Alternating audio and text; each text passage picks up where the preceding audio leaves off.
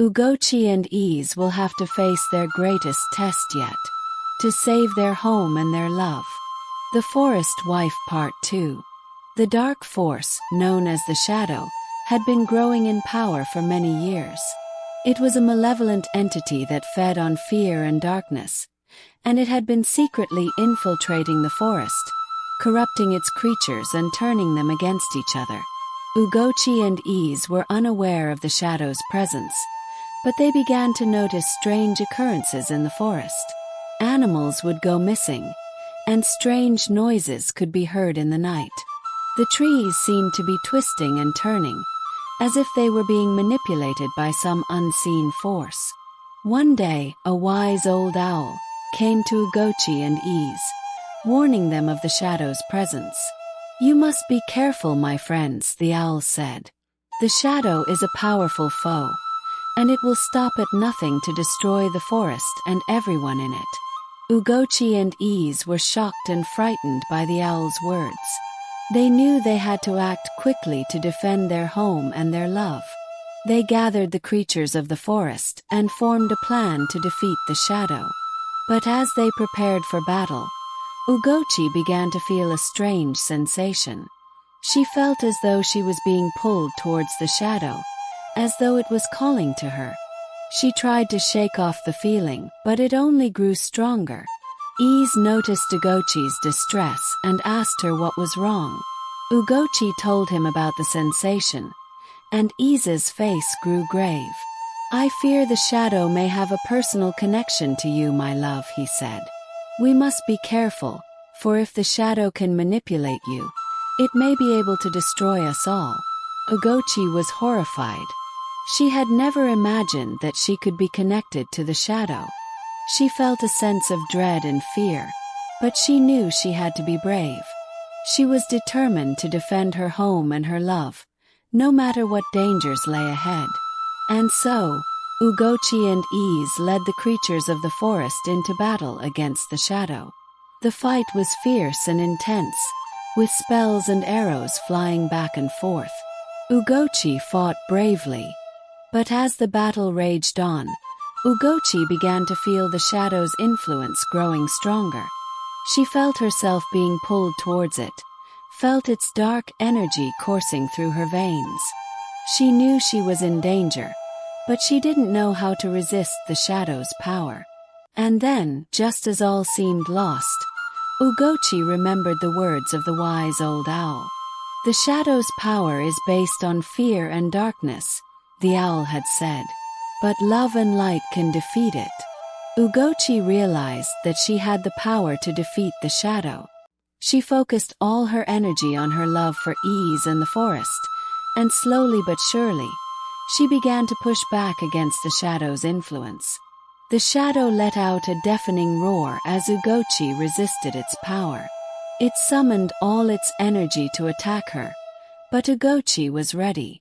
With a burst of love and light, she defeated the Shadow and banished it from the forest.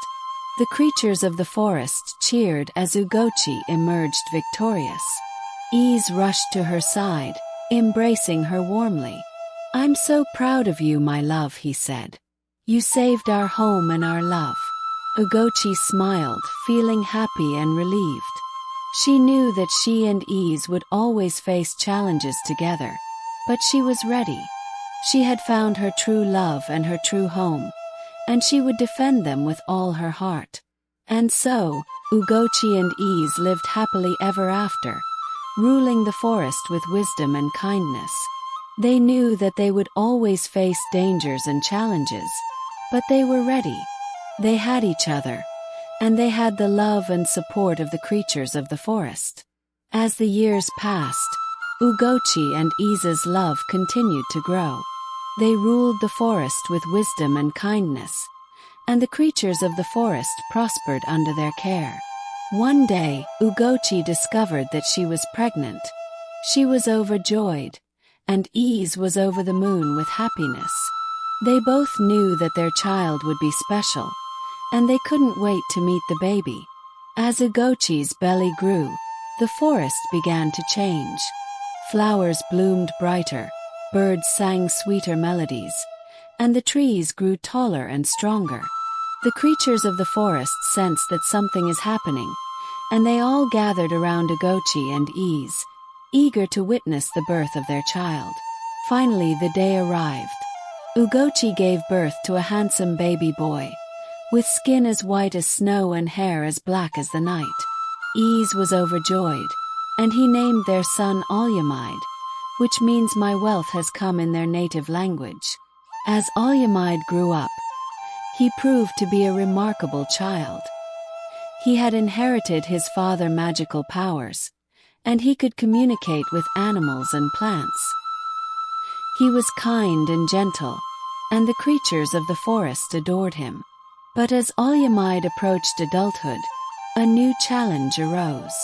A dark sorcerer, who had been seeking revenge against Ugochi and Ise for defeating the shadow, cast a spell on Alyamide.